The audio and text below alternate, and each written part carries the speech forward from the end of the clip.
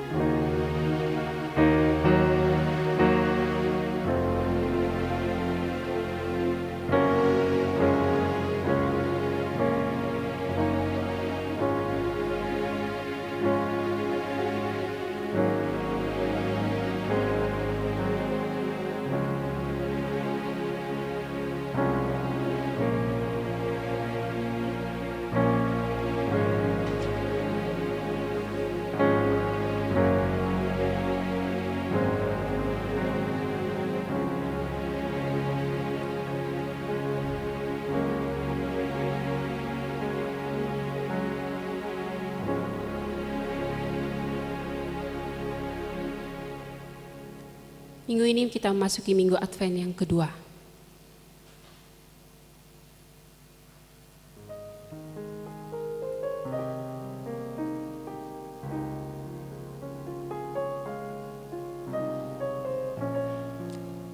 Jemaat Tuhan, mari kita bangkit berdiri. Dalam Lukas 2 ayat 8 sampai 10, di daerah itu ada gembala-gembala yang tinggal di padang, menjaga kawanan ternak mereka pada waktu malam. Tiba-tiba berdirilah seorang malaikat Tuhan di dekat mereka, dan kemuliaan Tuhan bersinar meliputi mereka, dan mereka sangat ketakutan. Lalu kata malaikat itu kepada mereka, "Jangan takut, sebab sesungguhnya aku memberitakan kepadamu kesukaan besar untuk seluruh bangsa. Pertolongan kepada kita adalah dari Tuhan pencipta langit dan bumi dengan segala isinya. Damai sejahtera Allah dalam Tuhan Yesus turun atas kita sekalian." Amin. Mari kita berdoa. Tuhan Yesus yang baik, terima kasih Tuhan. Terima kasih Yesus atas kasih-Mu yang begitu luar biasa, sehingga kami boleh ada saat ini itu semua karena anugerah-Mu Tuhan. Pimpinlah ibadah kami Tuhan. Kami menyerahkan ibadah kami dari awal pertengahan hingga akhirnya ke dalam tangan kuasa-Mu Tuhan. Biarlah setiap kami selalu menjadi berkat, menjadi garam terang dunia dimanapun kami berada Engkau tempatkan. Tuhan Yesus, pimpinlah Tuhan juga untuk membawakan firman Tuhan. Biarlah kami semua Tuhan bisa terus bertumbuh, bisa terus berbuah, dan selalu menjadi saksi-Mu dimanapun kami berada. Terima kasih Yesus, terima kasih Roh Kudus. Di dalam nama Tuhan Yesus, Juru Selamat kami hidup. Amin. Mari kita nyatakan pengakuan iman rasuli kita.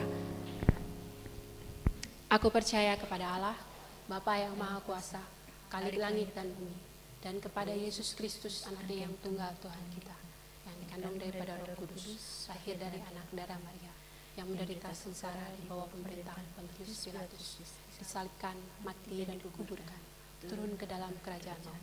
Pada hari yang ketiga, bangkit pula dari antara orang mati, naik ke surga, duduk di sebelah kanan Allah, Bapa yang Maha Kuasa, dan akan datang dari sana untuk menghakimi orang yang hidup dan yang mati. Aku percaya kepada Roh Kudus, gereja yang kudus dan am, persekutuan orang kudus, pengampunan dosa, kebangkitan orang mati, dan hidup yang kekal. Amin. Mari kita masuk hadirat Tuhan lebih dalam lagi. Berikan pujian yang terbaik hanya untuk kemuliaan Tuhan. Karena Yesus, Bapa Bapa yang mulia. Terpujilah Tuhan Allah yang Maha Kuasa. Mari kita menjadi saksinya, memberitakan karyanya begitu luar biasa di dalam kehidupan kita. Bapa di sorga, kami mau memuja-Mu Tuhan. Terpujilah Tuhan Allah yang perkasa, dulu, sekarang, dan selamanya. Terpujilah Tuhan Allah yang perkasa, yang berkuasa selamanya.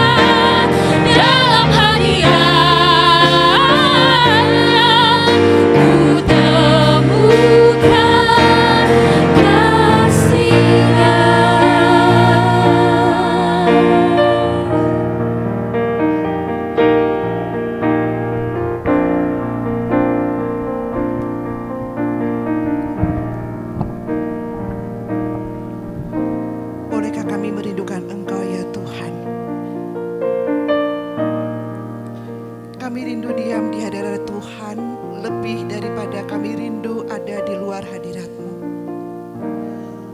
Bolehkah kami pagi hari ini merindukan Engkau ya Allah?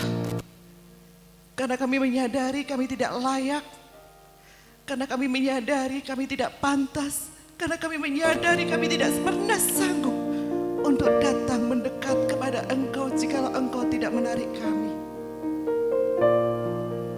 Bolehkah kami merindukan Engkau ya Allah? Bolehkah kami merindukan Engkau untuk selalu ada di hadirat-Mu? Bolehkah kami merindukan Engkau?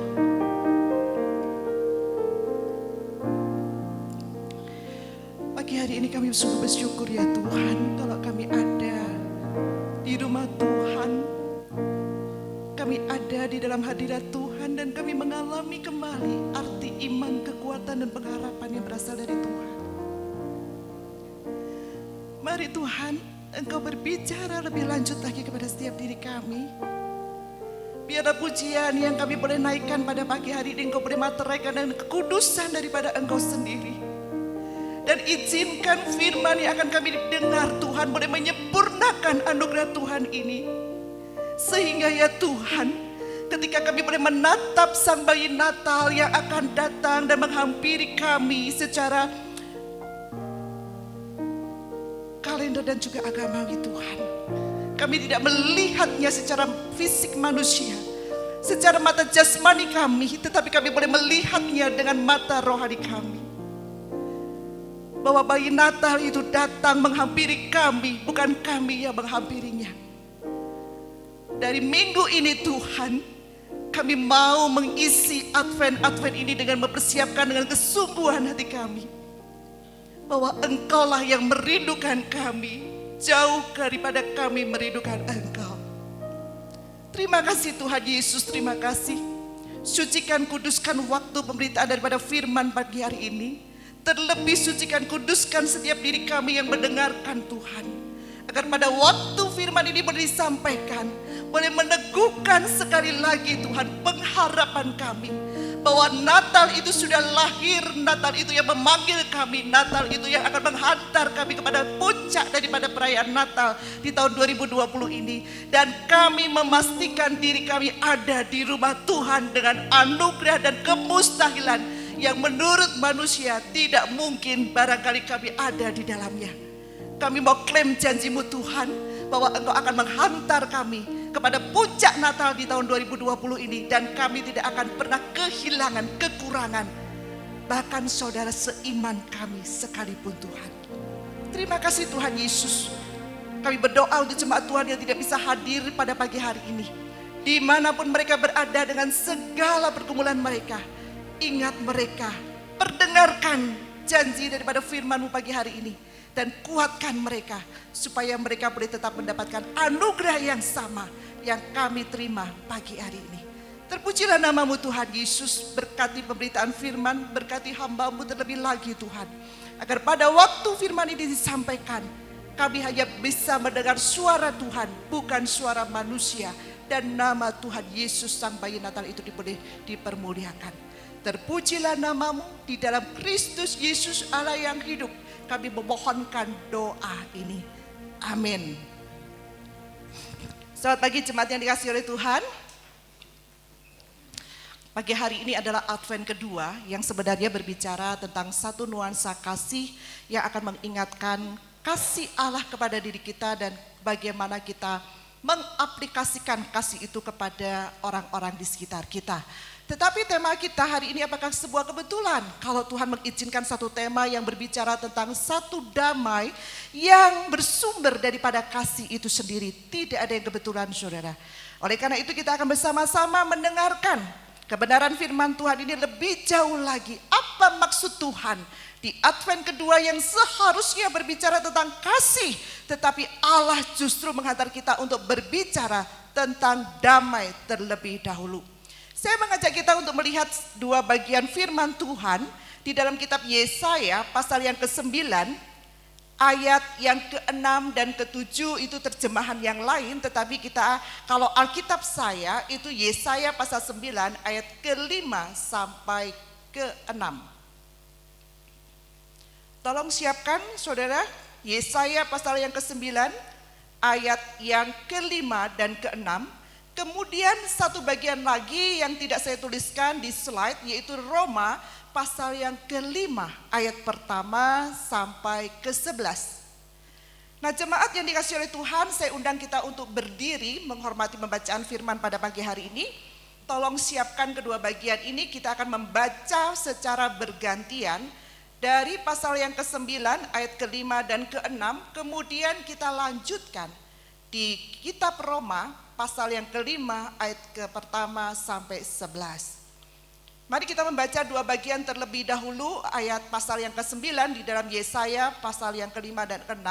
Kemudian di dalam kitab Roma, saya akan memulai dan saudara ayat kedua bergantian sampai ayat ke-11. Kita membaca bersama-sama kedua bagian ini di ayat pasal yang ke-9 ayat ke-5 dan ke-6, 2, 3.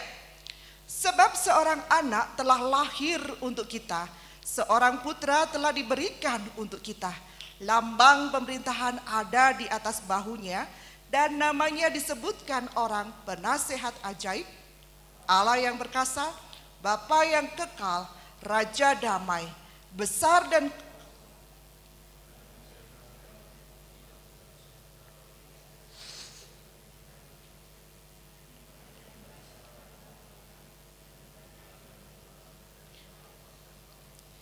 kecemburuan Tuhan semesta alam akan melakukan hal ini. Di dalam kitab Roma pasal yang ke-5 ayat pertama, hasil pembenaran. Sebab itu kita yang dibenarkan karena iman, kita hidup di dalam damai sejahtera dengan Allah oleh karena Tuhan kita Yesus Kristus.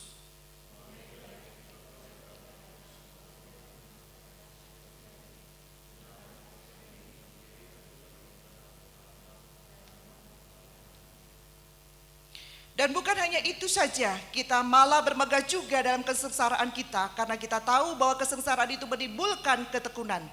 Dan ketekunan menimbulkan tahan uji, dan tahan uji menimbulkan pengharapan. Dan pengharapan tidak mengecewakan, karena kasih Allah telah dicurahkan di dalam hati kita oleh Roh Kudus yang telah dikaruniakan kepada kita.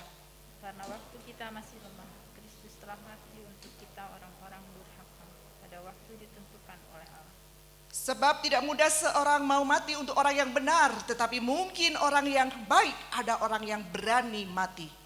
Akan tetapi Allah menunjukkan kasih-Nya kepada kita, oleh karena Kristus telah mati untuk kita ketika kita masih berdosa. Lebih-lebih karena kita sekarang telah dibenarkan oleh darah-Nya, kita pasti akan diselamatkan dari murka Allah. Sebab jikalau kita ketika masih seteru diperdamaikan dengan Allah oleh kematian anaknya, lebih-lebih kita yang sekarang telah diperdamaikan pasti akan diselamatkan oleh hidupnya. Dan bukan hanya itu saja, kita malah bermegah dalam Allah oleh Yesus Kristus Tuhan kita. Sebab oleh Dia kita telah menerima perdamaian itu. Silakan duduk jemaat yang kasih oleh Tuhan, berbahagia setiap diri kita yang bukan hanya membaca merenungkan, terlebih setiap diri kita yang mau melakukan kebenaran ini dalam keseharian kita. Jemaat yang dikasih oleh Tuhan, kalau kita berbicara tidak ada Yesus, tidak ada damai, tidak kenal Yesus, tidak ada damai sejati. Saya diingatkan dengan satu slogan yang cukup terkenal, yang merupakan slogan bumpers mobil di tahun 1992, saudara. Ya, kalau saudara searching gitu ya di Google, saudara akan melihat dan menemukan satu quote, satu slogan yang mirip-mirip dengan tema-tema kita ini, dan saya merasa ini cukup mewakili tema kita pada pagi hari ini. Di situ dikatakan begini, no Jesus, no peace, gitu ya. Kalau kenal Yesus pasti kita mengenal yang namanya damai sejahtera. Nah, tapi saudara, ada sesuatu yang sangat miris sekali pada waktu saya membaca artikel yang menyertai slogan ini. Kenapa saudara? Karena slogan bumpers yang kira-kira yang kelihatannya berbau Kristiani ini justru muncul dan bahkan booming di lingkungan industrial mobil curian. Saudara, slogan yang merupakan slogan bumpers mobil yang populer tahun 1992 ini, ironi saudara, kenapa? Karena dia tidak muncul terlebih dahulu pertama-tama di kalangan kekristenan yang ada di Amerika, tetapi justru keluar, justru lahir, justru muncul pertama kali di lingkungan industrial mobil curian yang pada waktu itu setelah ini muncul, ini booming, baru kemudian keluarga-keluarga Kristiani orang-orang Kristiani di Amerika yang merupakan satu simbol satu negara Kristiani. Dan keluarga-keluarga Kristiani mulai mengenal quotes ini dan kemudian muncul tulisan-tulisan yang bertemakan No Jesus, no peace, no Jesus, no peace. Saudara, pesan seperti apakah yang sebenarnya hendak disampaikan oleh slogan mobil ini kepada dunia yang ada di sekitarnya? Yang pertama, saudara, kita akan menemukan bahwa ternyata di sekitar kita itu ada orang-orang yang merupakan satu tipikal yang disebut sebagai typical seekers. Seekers itu adalah apa sih, saudara?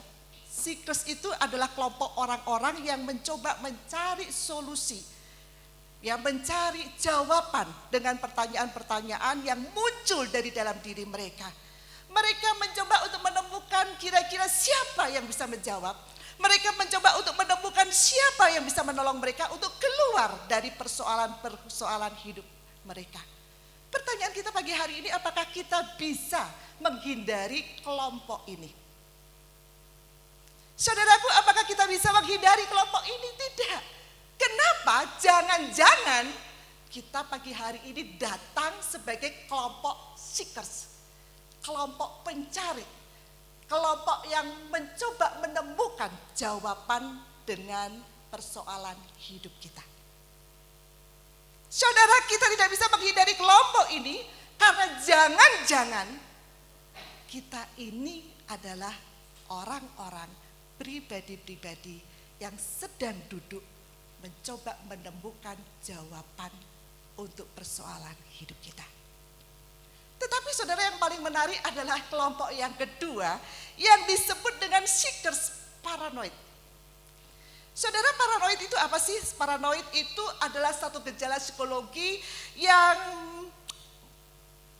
ketika seseorang itu mulai kehilangan yang namanya kepercayaan diri, mulai memiliki satu ketakutan yang berkelebihan, dan satu pengaruh psikologi yang membuat seseorang itu ketika berhadapan dengan orang lain, ketika memulai hari mereka, ketika mereka memulai sesuatu pekerjaan, selalu diawali dengan kecurigaan. Nah, pertanyaannya lagi, saudara, apakah kita ini termasuk kelompok seekers, atau jangan-jangan pagi hari ini kita ini termasuk kelompok kedua, yaitu seekers paranoid. Bapak Ibu Saudara sekalian, masih ingat bulan Maret di minggu ketiga dan keempat ketika kita mulai diberlakukan PSBB di Kota Bandung. Gereja kita offline, ya, kita tidak bisa onsite dan kita online setelah bulan Maret. Saudara masih ingat itu? Masih ingatkah saudara awal-awal pada waktu kita mengenal yang namanya virus COVID-19 ini, saudara?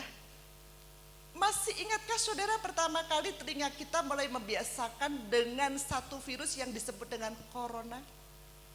Masih ingatkah saudara di awal-awal itu bagaimana kita menjaga diri kita, keluarga kita, dan maaf dikata, apakah salah kalau saya mengatakan tanpa kita sadari kita itu jumping, melompat, bukan melewati seekers lagi, tetapi sudah masuk kepada paranoid. Masih ingat saudara? Saya masih ingat sekali pada waktu kami tidak beribadah karena diperlakukan PSBB dan gereja kita memang offline. Saya masih ingat sekali saudara. Hari itu kami satu keluarga kumpul. Jarang sekali kami kumpul. Chris pulang dari Malang, Agnes kami tarik dari Jakarta. Dan kami benar-benar merasakan itulah arti keluarga. Tetapi saudara, kami mau jujur. Hari itu kalau ketika saya mengingat-ingat, kami itu sudah melakukan jumping, melompat. Sudah bukan sudah bukan hanya masuk kepada seekers, tetapi masuk kepada kedua, yaitu paranoid. Kenapa saudara? Rumah tempat kami tinggal itu ada 100 rumah, klaster mini. Hari itu tidak ada satu orang pun keluar. Anak-anak itu termasuk yang merupakan kepala suku di kompleks kami itu sama sekali tidak berani keluar dari rumah.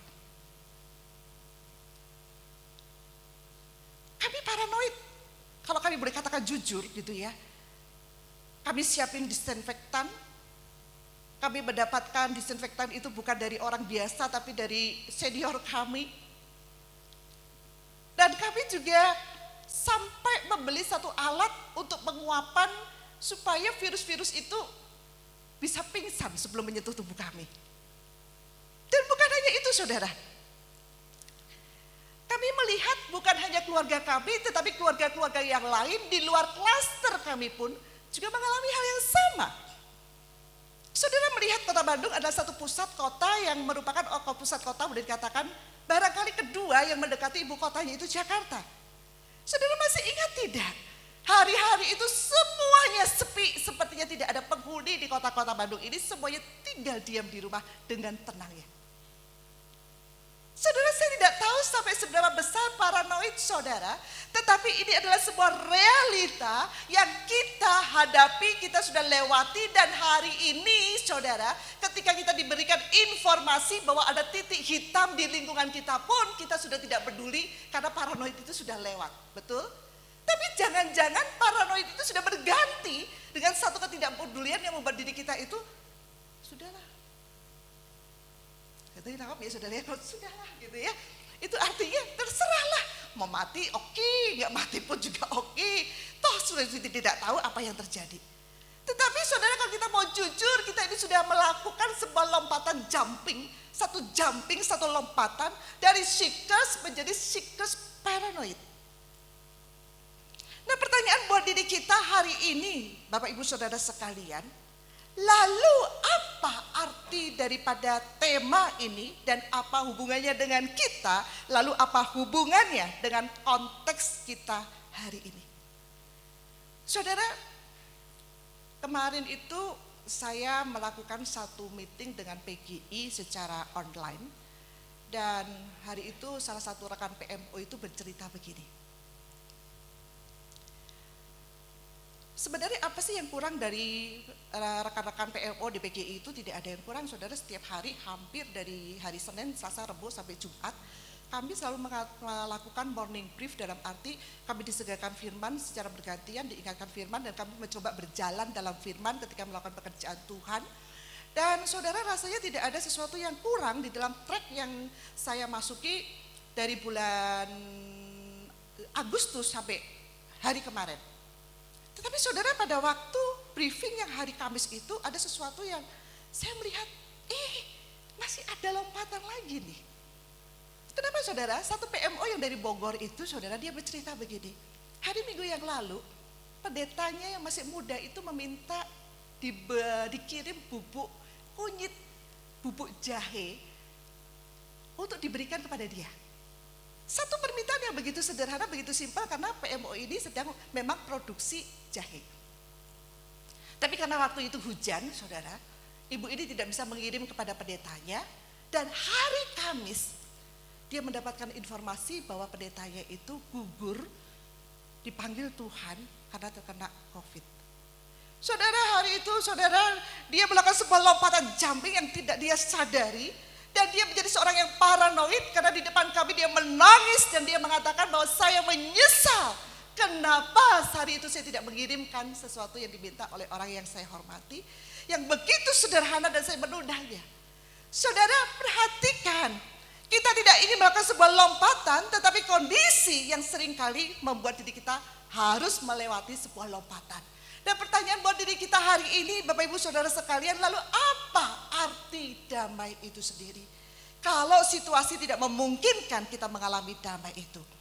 Bapak Ibu Saudara sekalian, pada tahun 2011, Agustinus Tegdare itu menuliskan di Kompasiannya, ya, satu white website, dan dia mencoba untuk menerjemahkan saudara, arti damai itu. Dan dia mengatakan begini saudara, damai itu hanyalah sebuah istilah. Saudara, ironi saudara ya, damai itu hanyalah sebuah istilah yang enak didengar dan indah dibayangkan. Ironinya di mana saudara? Itu adalah sebuah istilah yang enak di telinga kita didengar. Tetapi saudara, itu bukanlah sesuatu yang tidak bisa kita jangkau, yang seharusnya bisa kita jangkau. Kenapa? Karena dia mengatakan itu adalah sesuatu yang bisa dibayangkan.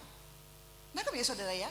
Kalau kita bisa membayangkan sesuatu, artinya kita sudah melihat, kita sudah pernah mengalami, kita sudah pernah mencicipi, dan kita bisa membayangkan keindahannya. Tetapi saudara, dia mengatakan bahwa damai atau perdamaian itu hanyalah sebuah istilah. Dan kemudian dia melanjutkan saudara. Lalu apa arti damai itu sendiri? Saudara, damai menurut dia adalah satu kondisi yang identik dengan satu suasana. Tidak ada kekerasan di dalamnya. Satu suasana yang semuanya itu selaras. Ada toleransi di dalamnya, ada saling menghargai di dalamnya, ada kesetaraan antara pribadi di dalam pribadi di dalamnya. Bahkan saudara, semua orang yang ada di dalamnya digerakkan oleh satu tujuan untuk mencapai satu tujuan yang sudah ditetapkan. Tetapi saudara, dia tidak berhenti di situ dan dia mengatakan begini. Tetapi namun, gitu ya saudara ya, kalau sudah ketemu kata tetapi namun, ya gitu ya. Saudara, ini ada satu perkataan yang gitu ya. Saudara, dia tidak berhenti di situ dan dia mengatakan begini. Namun damai juga menjadi suatu mimpi yang tidak bisa dijangkau. Saudara perhatikan, namun damai itu ternyata juga menjadi suatu mimpi yang tidak bisa dijangkau oleh sebagian warga yang ada di belahan dunia ini, termasuk di Indonesia, dan jangan-jangan termasuk diri kita yang memiliki sejarah panjang konflik kekerasan dengan berbagai latar belakang penyebabnya. Saudara, nangkap pesan ini? Artinya saudara, damai yang ada di dalam pikiran kita, damai yang bisa kita bayangkan adalah satu damai yang mimpi pun kita mungkin tidak bisa menjangkaunya, dalam arti tidak bisa mendapatkannya. Lalu pertanyaan yang perlu kita renungkan hari ini, lalu untuk apa firman pagi hari ini diangkat? Lalu untuk apa Nabi Yesaya harus berbicara di hadapan satu konflik yang begitu panjang, yang begitu menyedihkan di antara orang-orang percaya, yaitu umat Yehuda pada zaman itu? Lalu untuk apa Yesaya berbicara sekali lagi dan kemudian Rasul Paulus berbicara lagi kepada diri kita tentang satu nubuatan bahwa damai itu ada, damai itu real, damai itu bisa dinikmati, damai itu bisa dialami, dan damai itu bukan hanya sekedar mimpi. Saudara, kalau kita renungkan lebih jauh, kita akan bisa menemukan saudara, bahwa damai itu bukan sesuatu yang diawang-awang, tetapi damai itu adalah sesuatu yang bisa dialami dan dirasakan. Yang pertama Saudara Yesaya hendak memberikan sebuah penekanan bahwa kelahiran daripada Raja Damai yang ia beritakan itu bukan hanya sekedar sebuah janji, tetapi adalah satu berita yang sudah digenapi. Mengapa saudara? Karena kalau saya merenungkan bagian ini, jujur pada sampai di bagian ini, saudara, saya terdiam. Saya terdiam dan kemudian hati saya sangat sedih, berduka dan kemudian menangis. Kenapa? Karena berita baik yang disampaikan oleh Yesaya ini adalah satu berita yang sebenarnya diawali dengan kata andai.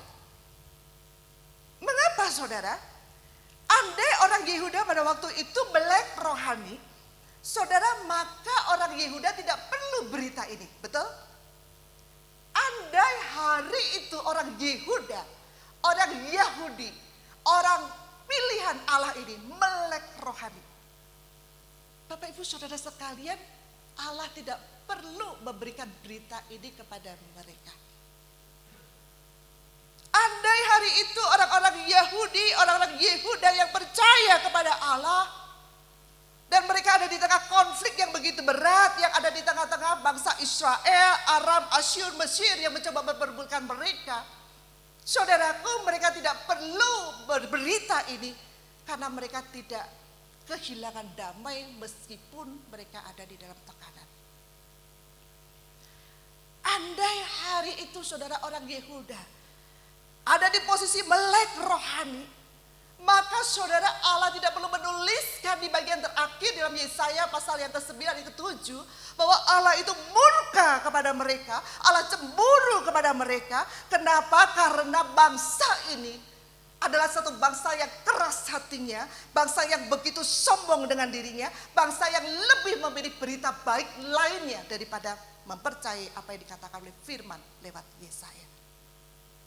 Dan andai saudara, hari ini semua orang percaya termasuk saudara dan saya melek rohani.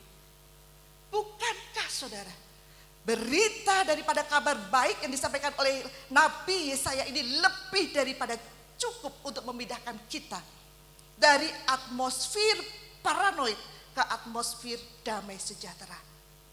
Bukankah kelahiran Raja Damai bukan hanya sekedar berita, tetapi ini adalah sesuatu yang sangat real yang dapat dialami, dirasakan dan juga bisa mengubahkan.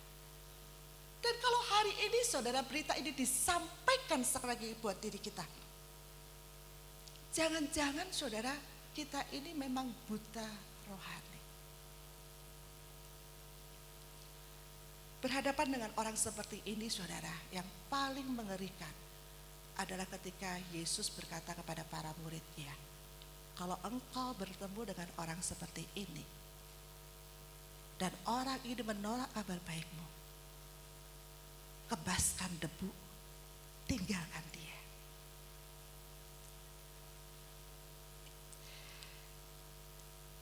Artinya apa saudara? Jangan berlama-lama dengan orang tersebut. Saudara, usia saya tahun ini 51 tahun. 10 tahun yang lalu saudara, saya tidak bisa terima firman ini. Saya sangat mengasihi jiwa-jiwa. Saya kejar mereka. Di pelosok, di gang sekalipun, saudara boleh bertanya, rekod pelayanan saya adalah seorang hamba Tuhan sampai di gang terkecil pun saya akan cari jiwa itu. Tapi saudara, kalau saudara tanya hari ini tentang Lukas pasal ke-10 ini, saya terima. Kenapa saudara? Saya tidak bisa menahan usia bertambah itu untuk tetap di usia 40. Hari ini saudara, saya berusia 51 tahun. Hari ini saya hidup di dalam atmosfer COVID yang kadangkala ketika saya tidur pun saya mengalami sesak nafas, saya berpikir jangan-jangan saya mau dipanggil oleh Tuhan. Hari ini ketika saya memuji Tuhan di tempat itu saudara, tiba-tiba karena tisunya mungkin terlalu banyak atau barangkali karena maskernya terlalu ketat, saya sesak nafas, saya pikir-pikir, wah sebentar lagi saya mati. Di rumah ibadah Tuhan, keren. Jangan-jangan. Tapi saudara, bukankah itu sebuah realita? Kalau saudara bertanya hari ini, apakah saya bisa terima ini? Saya terima saudara. Dan kalau hari ini saudara bertanya kepada saya, konkretnya seperti apa? Saudara jangan pernah bermimpi memiliki hamba Tuhan yang mau berlama-lama dengan saudara yang mengeraskan hati. Saudara tidak akan pernah menemukan itu dalam diri saya. Karena saya adalah hamba Tuhan yang tidak sabaran. Saya terkenal itu. Dan hanya saudara saja yang mau terima saya. Tapi saudara, saya tidak sabar karena apa saudara? Karena Tuhan itu sudah memberikan yang terbaik dalam hidup saudara dan saya. Karena Tuhan tidak memberikan kebodohan untuk saudara dan saya. Tuhan memberikan kita sebuah hikmat, keberanian untuk berjalan dengan Dia. Dan kalau saudara tetap ada di tempatnya, sampai kapan saya harus membuang jiwa-jiwa yang lain hanya untuk menemani saudara? Dan kalau hari ini saudara bertanya apakah Lukas 10 ini berlaku untuk saya? Ya, berlaku untuk saya. Dan hanya saudara dan jemaat di tempat ini yang mau terima saya. Saudara, kalau hari ini saudara mengatakan Raja Damai itu hanya impian. Tidak saudara, dia sudah lahir, dia telah lahir. Dan kalau saudara melihat bahasa aslinya, pribadi yang lahir itu adalah sebuah anugerah yang dipercayakan. Saudara, hari ini saya mengundang Lia untuk maju ke depan. Saudara yang tahu, 1 minggu yang lalu atau kurang lebih 2 minggu yang lalu saya pergi dengan Lia untuk ke Medan.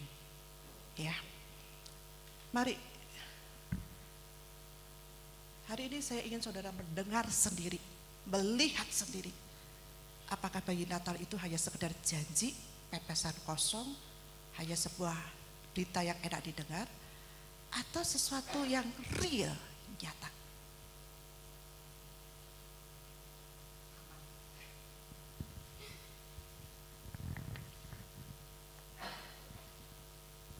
Selamat pagi, jemaat yang kasih Tuhan, Shalom. Saya mau sedikit bersaksi tentang kejadian 2 minggu yang lalu yang boleh keluarga kami alami. Tepatnya pada tanggal 17 November 2020. Manusia bisa berencana ya, tapi Tuhan yang menentukan. Saat itu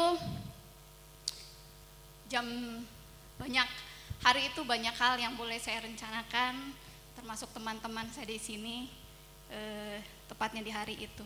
Jam 7 pagi saya masih bertelepon dengan suami saya, dia dalam keadaan sehat, tidak kekurangan satu apapun.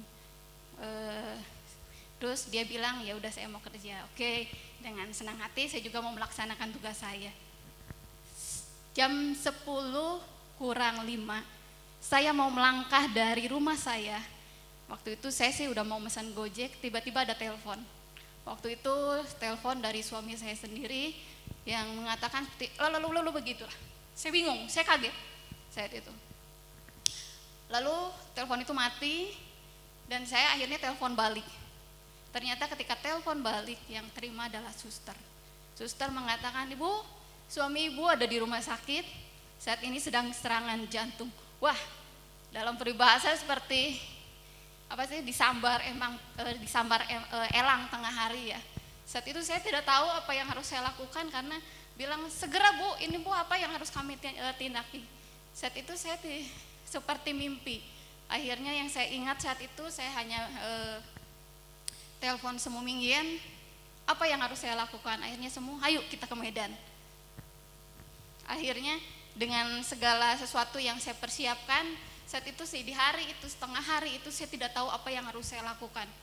Akhirnya semua diurus dan tiket juga saya tidak tahu apapun juga, pokoknya anak saya sampai pergi, "Mami berangkat, cepat berangkat, biarkan kami berdua di sini, tidak usah pikirkan kami."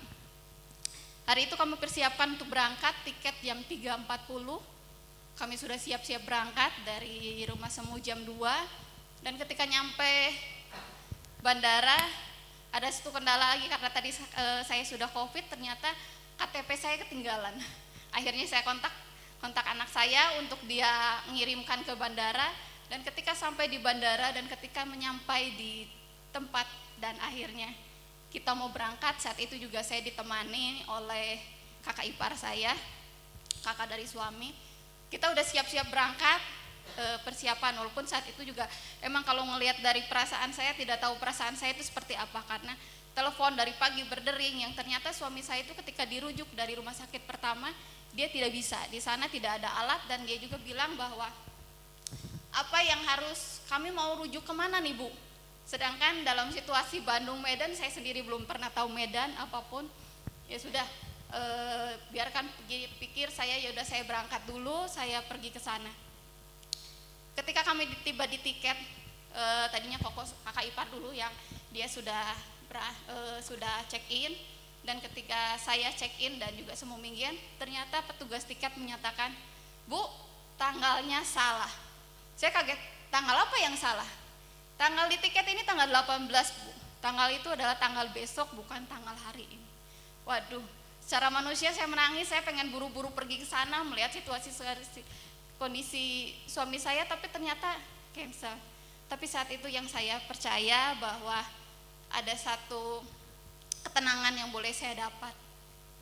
Terus saya bercoba untuk ganti tiket untuk hari itu, ternyata tidak bisa. Cuman saya hanya berdoa, "Tuhan, saya percaya bahwa ini ada rencana Tuhan." Ketika kami menunggu 5 menit kami akan kembali pulang, waktu itu dijemput oleh Muse kembali, telepon berdering. Ternyata itu telepon dari dokter yang menyatakan harus segera persetujuan saya untuk segera operasi. Suami saya dalam keadaan darurat harus segera operasi ring. Saat itu ketika ditelepon dan akhirnya saya menunjukkan oke. Saya berpikir seandainya saya waktu itu mungkin berangkat, saya tidak jadi salah tanggal, kami berangkat saat itu jam 3.40, itu jam 3 kurang 15 telepon dari rumah sakit ya. Mungkin saat itu saya di pesawat dan juga operasi tidak bisa dilakukan karena tetap harus menunggu persetujuan saya, walaupun pasiennya sendiri udah oke, dan di sana itu ada toko yang menemani gitu. Semuanya tidak boleh kalau tidak ada persetujuan saya. Akhirnya fit call, saya menyetujui, akhirnya operasi itu telah dilakukan. Dan tanggal Rabu, tanggal 18 akhirnya saya bisa berangkat dan saya sudah bisa melihat suami saya dalam keadaan sehat dan pemulihan. Satu hal yang boleh saya pelajari dari hal ini, mungkin saat itu ketika saya batal tiket menangis, menjerit ya, karena anak saya juga bilang, kok mama batal tiket gitu sih. Mami batal tiket, tapi satu hal yang saya percaya bahwa Tuhan pegang kendali. Semuanya dalam pengaturan Tuhan. Tuhan persiapkan untuk orang-orang yang di Medan, dimanapun, untuk Tuhan yang mengatur. Dan seandainya kalau saya tidak batal berangkat saat itu, saya juga tidak tahu keadaan suami saya. Jadi bersyukur kalau saya punya Allah yang dahsyat. Apapun yang boleh dihadapi saat ini, percayakan, dan semuanya dalam kendali dan pengaturan Tuhan. Terima kasih. Kita berikan aplaus untuk kemuliaan Tuhan kita, saudara ya. Saudara, kalau kita berbicara tentang berita yang disampaikan oleh Yesaya, itu ada satu berita yang begini loh saudara, sesuatu yang real, bisa disentuh, bisa dipegang, bisa dialami, bisa mengubahkan, bisa mengkontrol segala sesuatu yang di luar logika kita. Kenapa? Karena pada waktu ini disampaikan berita ini, saudara, Yesaya mengatakan kepada orang Israel, orang Yahudi, bahwa ini adalah sebuah berita bahwa Kristus, bukan Kristus saudara ya, bahwa putra itu telah lahir. Artinya apa saudara? Kata telah di sini berbicara sesuatu yang sudah diberikan, sudah dijanjikan, sudah ditetapkan, sudah diizinkan. Meskipun mereka tidak melihat, tapi itu ada bersama dengan mereka. Bapak Ibu Saudara sekalian, hari ini bukankah kita lebih dari mereka? Allah harus memakai cara apa lagi untuk meyakinkan saudara dan saya bahwa damai itu ada, damai itu real, damai itu nyata. Dia yang memegang kendali saudara dan saya melebihi logika kita. Yang kedua saudara sekalian, yang bisa saya sampaikan dan kita pelajari, bahwa kelahiran Raja Damai ini adalah sebuah kelahiran yang sering kali disalahpahami oleh kebanyakan orang. Kenapa saudara? Karena banyak sekali sampai hari ini kita berpikir kalau kita sudah mengenal dia, mengalami dia, dan sekali lagi mengalami dia, maka seluruh persoalan kita ke depan itu akan selesai dan kita pasti menang. Tidak ada saudara. Saudara tidak akan pernah menemukan kalimat yang mengatakan bahwa pada waktu kita menerima berita ini, mengalami berita ini, maka yang namanya penindasan itu selesai. Tidak ada saudara. Saudara, Yesaya mengingatkan bahwa kelahiran Raja Damai itu memang betul akan mematahkan kuk gandar tongkat yang merupakan satu simbol penindasan. Tetapi di sini dia tidak mengatakan bahwa setelah kita mengalami itu semua selesai. Tidak ada. Artinya apa saudara? Artinya yang namanya kuk gandar tongkat itu akan terus kita alami, terus kita alami, terus kita alami. Sampai kapan saudara? Sampai satu hari saya mengalami perbedaan antara usia 41 dengan 51 tahun. Sampai satu hari saya disadarkan firman yang sama itu berbicara berbeda untuk saya dengan panggilannya. Sampai kapan saudara? Sampai saudara bisa melihat dengan mata rohani. Tangan Tuhan itu yang memegang saudara. Dan saudara tidak menginginkan hal yang lain kecuali tangan Dia. Saudara, hari ini saya tidak akan perpanjang firman ini. Tetapi kalau saudara hari ini bertanya kepada saya, apa arti penindasan ini untuk saya? Arti penindasan ini adalah sesuatu yang tidak perlu saya harapkan. Tidak akan saya hindari. Saya akan menerimanya dengan ikhlas. Dan saya mau berkata kepada Tuhan, kalau hari kemarin aku menang, hari ini aku pasti menang. Kalau hari ini aku menang, esok aku pasti menang. Kalau esok aku menang, lusa pasti aku menang. Kalau lusa aku menang, pasti aku akan menang sampai aku memegang tangan Dia, Dia memegang tangan saya. Saudara, Rasul Paulus mengatakan dengan satu perkataan yang begitu indah kepada anak rohaninya. Dan kemarin Tuhan ingatkan kembali di satu rumah duka. Di situ dikatakan dengan begitu indahnya saudara. Pada waktu Rasul Paulus berbicara pada muridnya, salah satunya kepada Timotius, bahwa dia berkata begini, aku telah mengakhiri pertandingan yang baik, aku telah mencapai garis akhir dan aku telah memelihara iman. Sekarang telah tersedia bagiku mahkota kebenaran yang akan dikaruniakan kepadaku oleh Tuhan, Hakim yang adil, dan pada harinya, tetapi bukan hanya kepadaku, melainkan juga kepada semua orang yang merindukan kedatangannya. Saudara, kemarin malam firman ini diperdengarkan dan digarisbawahi. Di ujung akhir hidupnya, Rasul Paulus berbicara kepada Timotius sekali lagi. Mahkota kebenaran itu diinginkan oleh semua orang, tetapi hanya orang yang memelihara iman yang bisa mendapatkannya. Saudara, siapa yang tidak mau mahkota kebenaran, satu simbol kebanggaan, satu simbol penghormatan, satu simbol kehormatan, siapa yang tidak menginginkannya? Tapi saudara, Paulus mengingatkan ini hanya diberikan kepada orang yang memelihara iman. Saudara, kemarin saya bertemu, bukan kemarin ya, beberapa hari yang lalu saya bertemu dengan senior saya. Saudara pasti tahu orang ini. Kami sudah tidak pelayanan sama-sama, tapi kami dipertemukan di PGI dan kami sering berkomunikasi, dan beberapa hari yang lalu kami Natalan sama-sama. Tuhan itu setting, saudara. Settingnya gimana? Di perayaan Natal itu kami diminta duduk berdua-berdua, kemudian saling bercerita.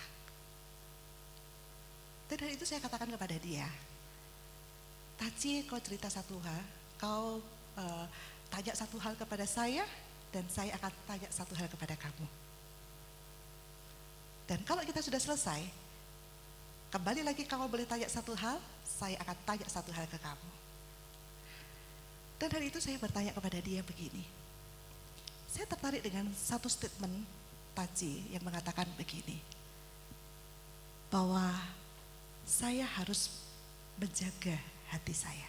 Wih saudara, saya tertarik dengan kalimat itu yang dia sampaikan di rapat PGI dan saya bawa hari itu. Saya boleh tahu gak apa maksudnya? Saudara, kenapa saya bertanya ini? Karena saya tahu siapa dia, saya mengenal dia, dan saya tahu perjalanan hidup dia. Dan kalau dia sudah melakukan satu statement ini, artinya ada sesuatu yang terjadi dengan dia yang tidak saya ketahui. Dan dia mengatakan di tengah-tengah forum itu bahwa dia akan menjaga hati dia, dan dia tidak akan membiarkan hati itu ke kanan ke kiri, dan dia cuma ingin menjaga hati dia. Dan hari itu saya bertanya kepada dia, apa maksudnya? Dan saudara, dia bercerita banyak sekali. Dan hari itu saudara, saya tahu dia hancur hati, saya cuma peluk dia meskipun physical distancing ya. Tapi namanya perempuan tidak bisa menahan sebuah pelukan. Saya peluk dia, saya tepuk-tepuk dia dan saya cuma mengatakan begini. Jangan sakit. Saudara, kalimat itu cukup mengobati dia. Kalimat itu cukup memberikan penghiburan kepada dia. Kalimat itu cukup mengembalikan fokus dia. Jangan sakit. Kenapa saudara? Saya tahu satu hari barangkali dia adalah orang yang gila kalau tidak ada kontrol daripada Raja Damai itu. Tapi hari itu saya mengatakan, jangan sakit. Dan hari itu kami berdua menangis karena kami tahu jawaban kami sudah ada di dalam Ibrani 12 ayat 2 dan 3. Fokus hanya kepada panggilan kita. Dan kemudian cuma mengingat semua janji Allah kepada kita. Dan izinkan tangan itu yang mengkontrol kita. Itu lebih daripada cukup. Jemaat yang dikasihi Tuhan, saya tidak tahu hari ini saudara datang sebagai seekers atau seekers paranoid, atau saudara jangan-jangan sudah melakukan satu jumping yang tanpa saudara sadari. Saudara duduk di tempat ini, tapi saudara ada kegelisahan yang tidak bisa saudara ceritakan. Tapi hari ini marilah biarlah firman ini mengingatkan setiap diri kita. Berita yang disampaikan oleh Nabi Yesaya yang pagi hari ini pendengarkan bukanlah satu berita kosong yang tidak bisa kita sentuh, kita alami. Dan hari ini di tengah-tengah kemustahilan pandemik ini, Tuhan mau kita menata ulang fokus kita. Natal bukan berbicara kemerihan lagi, Natal berbicara tentang kesunyian tahun ini. Dan minggu-minggu ke depan, Tuhan akan tolong kita untuk melihat Natal dari sudut pandang yang berbeda. Mari saudara, kita teduhkan hati kita, sekali lagi kita memakai kesempatan ini untuk merenungkan. Seberapa berartinya makna daripada kelahiran daripada Raja Damai itu dalam hidup kita. Saya persilakan singer menaikkan pujian yang menghantar kita memasuki firman. Dan biarlah pujian ini boleh menghantar setiap jemaat untuk menyelesaikan Advent kedua ini dengan baik. Dan ketika kita menyudahinya, kita boleh menjadi satu pribadi yang mungkin kita tidak melihat. Mungkin hari ini kita lemah. Mungkin hari ini kita tidak berdaya. Tapi bayi Natal itu, Raja Damai itu punya otoritas untuk mengendalikan segala sesuatu. Berdiam dekat Bapa, semakin indah, indah ku rasa. Amin ya Tuhan. Aku dilayakkan Thank you. untuk memuji Dia. Kudus, kuduslah Raja segala raja. Ku bernyanyi bagi Dia, korban terindah akan ku sembahkan. Pujianku naikkan, jiwaku bersorak, aku diangkat semakin dekat dengan Bapa. Mari kita naikkan pujian ini bersama-sama. Hadiratnya ku rasa bahagia. Amin. Dalam hadiratnya ada damai dan sejahtera.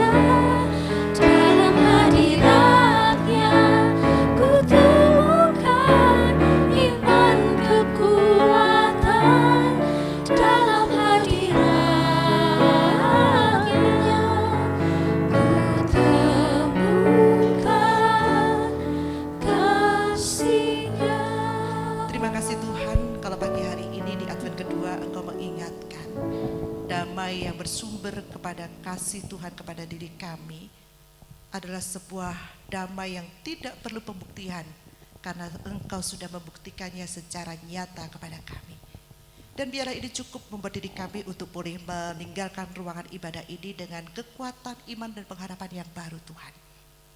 Meskipun persoalan kami terus hadir dan barangkali belum terselesaikan, tapi Tuhan, kami akan mengalami damai itu karena kemenangan itu sudah ada di pihak kami. Terpujilah namamu, di dalam Kristus Yesus Allah yang hidup kami ucap syukur. Amin.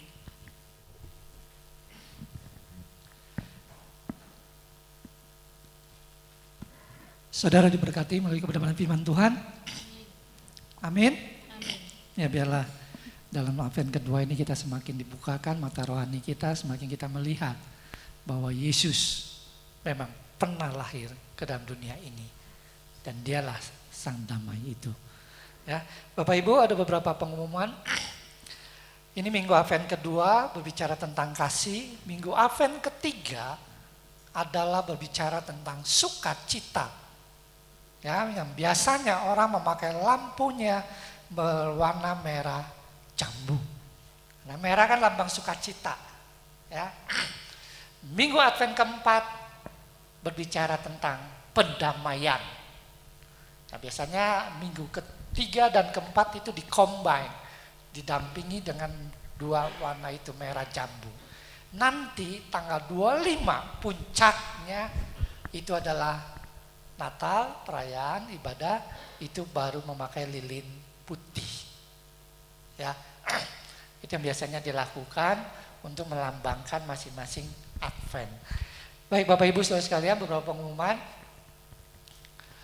Jadi ibadah Natal tanggal 25 diharapkan Bapak Ibu mendaftar karena kita akan semakin perketat, karena kita ketahui saat ini kota Bandung sudah banyak yang hitam.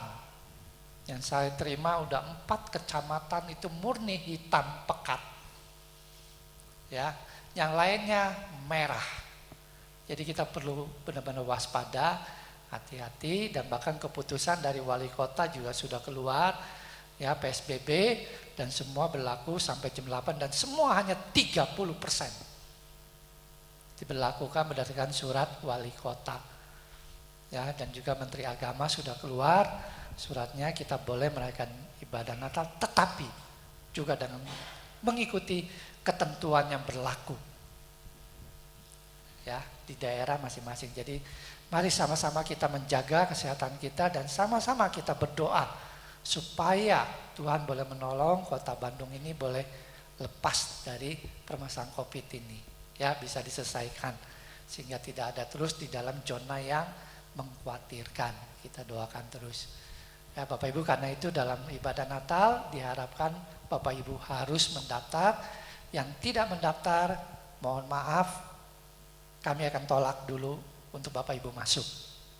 Kecuali nanti ada yang sudah daftar dan tidak datang baru boleh diisi. Karena kita akan memenuhi sesuai kuantitas kota yang ditentukan. Ya, jadi mohon pengertian Bapak Ibu, saudara sekalian. Itu kemudian ada berita duka juga yang mendadak kemarin, yaitu adik dari Bapak Antoni, ya, yang meninggal dipanggil Tuhan. Jadi kami sempat kemarin hadir di sana, ya, dalam ibadah kedukaannya. Ya, Bapak Ibu, kita doakan supaya Tuhan memberikan kekuatan, penghiburan kepada keluarga yang ditinggalkan. Ya, demikian juga kita doakan buat saudara-saudara kita yang mengalami kelemahan tubuh. Dan untuk ibadah lainnya tetap melalui online. Ya, jadi mohon Bapak Ibu perhatikan saat ini, kurangilah untuk keluar untuk melakukan hal yang tidak perlu, kecuali memang perlu boleh keluar. Ya, untuk menghindari supaya tidak terjadi penambahan klaster lagi, karena sekarang keluarga-keluarga yang kena. Ya, baik Bapak Ibu saudara sekalian, itu saja berita yang bisa saya sampaikan. Kita akan mengakhiri ibadah ini. Saya undang jemaat sekalian untuk bangkit berdiri. Mari kita angkat lagu pengutusan, dalam hadiratnya aku merasakan bahagia. Dalam hadirat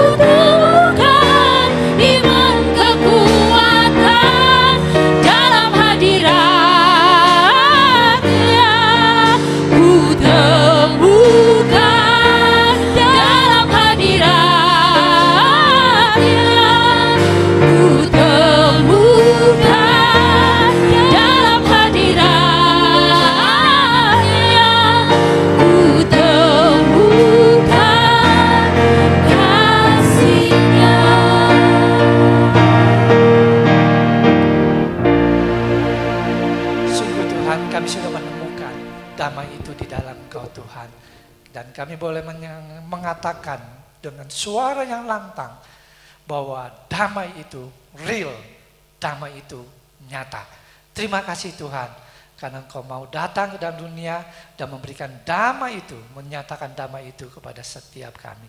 Terima kasih Tuhan, biarlah setiap kami yang hadir pagi hari ini maupun yang mengikuti ibadah melalui online Tuhan sungguh-sungguh merasakan damai itu, sehingga mereka boleh menjalani kehidupan mereka ke depan dengan lebih yakin lagi dan dengan satu kepastian bahwa mereka tidak pernah sendiri dan mereka akan siap menghadapi situasi apapun juga.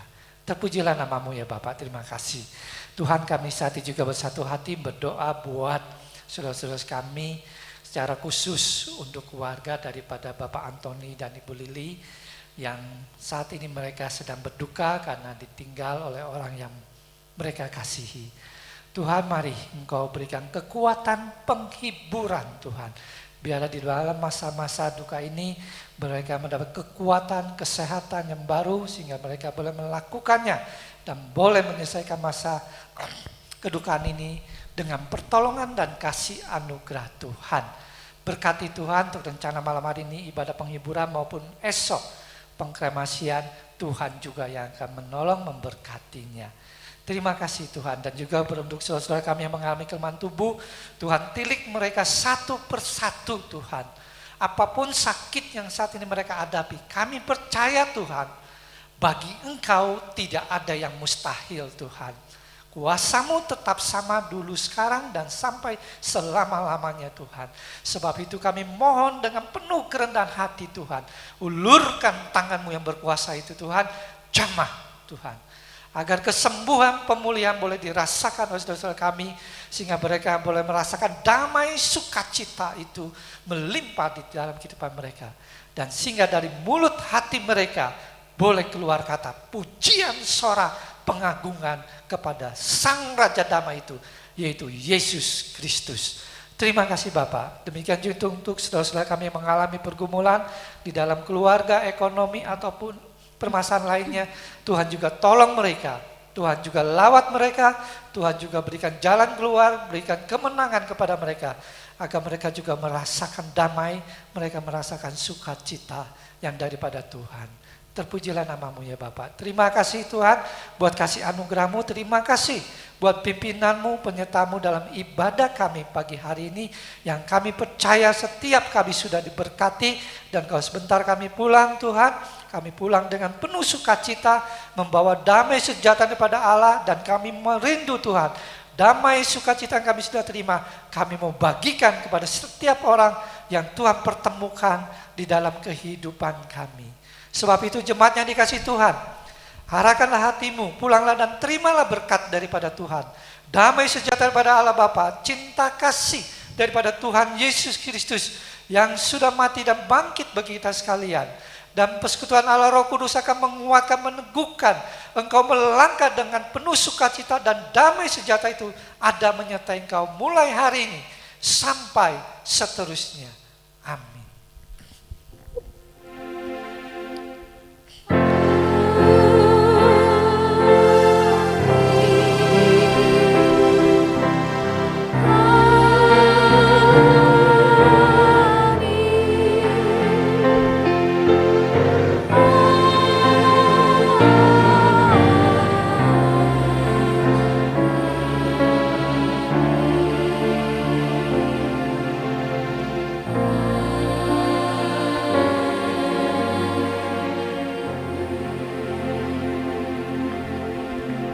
Jemaat Tuhan, silakan duduk kembali.